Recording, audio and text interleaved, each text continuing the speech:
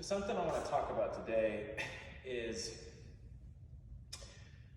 balance and position in the handstand and where we want those things to generally come from. So we want to have the balance coming from the hands, and we want the position to come from the shoulders. So what do I mean by that? If I kick up into my handstand, I want to go up, and I want my hands doing the work. And if I want to change my position, I do it from my shoulder, because even when I move my legs like this, my shoulder torso kind of relationship is staying the same. So on here, I wouldn't say my position's really changed unless I move the shoulders. My position didn't really change. My position didn't really change. I'm just expressing the extremities differently. Now, if I were to tuck way, way down, it makes it harder to not change the shoulder position. But as long as I can keep pushing into the ground, it'll stay the same. So these kinds of things is kind of what I'm getting at. Is it really learning how much of the position has to do with the shoulder? And that as far as alignment goes and everything, that's generally the limiting factor. Is the strength or mobility in the shoulder, or just the coordination and terminology to be able to get into the right positions.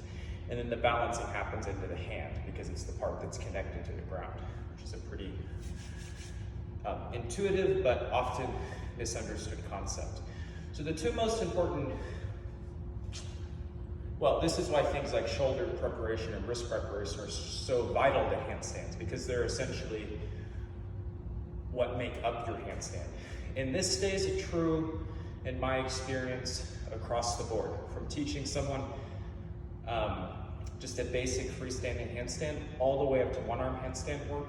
The more you can build the relationship of the hand and the balance and the shoulder and the position, the much further you're gonna get. Even just things like the ability to actually elevate strongly when you're in your handstand lets you really achieve your overhead position. So if I don't have my scapula elevated to some degree, I'm gonna maximally depress my scapula in the handstand. You see how that shoots me forward a little? I need some elevation. Now if I over elevate, you see how that makes my shoulder too open? So there's just the right amount of elevation to have a good position.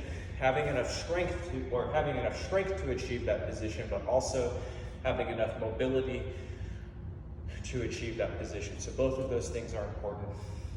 And just understanding these concepts can really help you go a lot further. And until I really understood how true these concepts are, my hand balancing didn't really go where I wanted it to go. And so even if I go into my one arm work, this shift, everything's really driven from the shoulder, the position change. And then I'm controlling it in my hand as much as possible.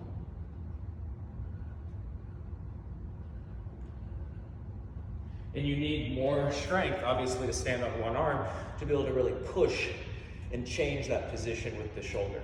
Just like you need the strength in the hip to be able to shift the weight to one leg to change the position. So really learning how to drive the position with the shoulders can really change your hand balancing. So these are just some things to think about, especially if you're already working a bit in the middle of the room.